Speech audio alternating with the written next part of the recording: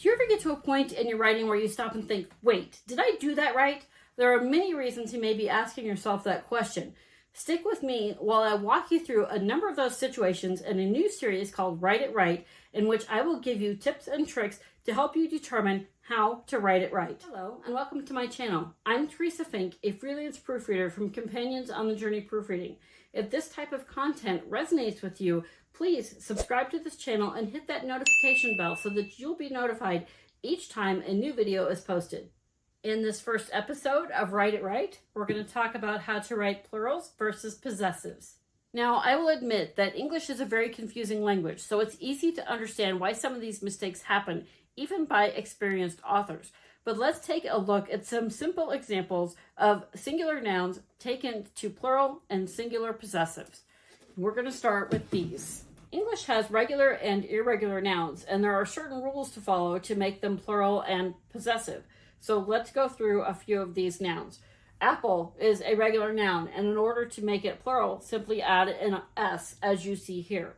And in order to make it a singular possessive, simply add an apostrophe S, as you see here. Now, daisy is a bit of an irregular noun because it has an Y at the end. So in order to make daisy plural, you take the Y off and you add an IES to make it plural, just like you see here. And to go back to the singular possessive, you simply add an apostrophe S like you did with apple. Now, just is a regular noun, but it takes an ES rather than just an S in order to make it plural. That's when you have multiple jesses in your area. And if you're trying to make it a singular possessive, you simply add an apostrophe S, just like you did with apples and daisies. Now, mouse is another irregular noun, and in order to make it plural, you completely change the look of the word, and it goes to mice. Don't ask me why, it's just one of the rules. In order to make it a singular possessive, you put back to mouse and add an apostrophe S. Reindeer, again, is another irregular noun, and for some reason, when you make it plural, not possessive, when you make it plural, it doesn't change its form at all. It doesn't even add an S to the end. I don't know why that is. There's just certain words in the English language that are like that. So in order to make it a singular possessive, again, simply add the apostrophe S. And then we come to Simon. And so that's a regular noun. In order to make it a plural, simply add the S like you did with apples. And in order to make it a singular possessive, simply add an apostrophe S like you did with all of the others. So we've looked at some singular nouns and made them plural and singular possessive. Let's take a look now at singular nouns and make them plural and plural possessive. Now in this section, I'm only going to focus on the last names because it seems to be where a lot of the confusion comes in. How are we supposed to write plural possessive proper nouns? Let's take a look at these examples here.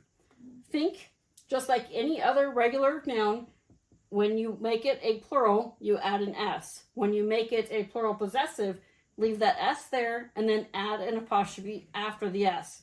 That indicates that it's a plural possessive. Jones ends in ES. In order to make that one plural, you need to add a second ES. And when you make it a plural possessive, you write Joneses and you write an apostrophe after that second ES. Don't remove that second ES. Keep it on there. Martinez ends in Z. So when names that end in Z or X, you'll do kind of like you do with Joneses. You'll simply add an ES to the end in order to make them plural. In order to make them plural possessive, leave that ES there and add the apostrophe. Okay, we've taken a look at some singular nouns and we've made them plural, singular possessive, and plural possessive. But you may still be sitting there thinking, Teresa, I still don't know how to write it right. How am I supposed to know how to write it right? Well, when you're writing, you need to ask yourself these 4 questions. First question, is my noun regular or irregular? That will help you determine how to write it as a plural or as a possessive.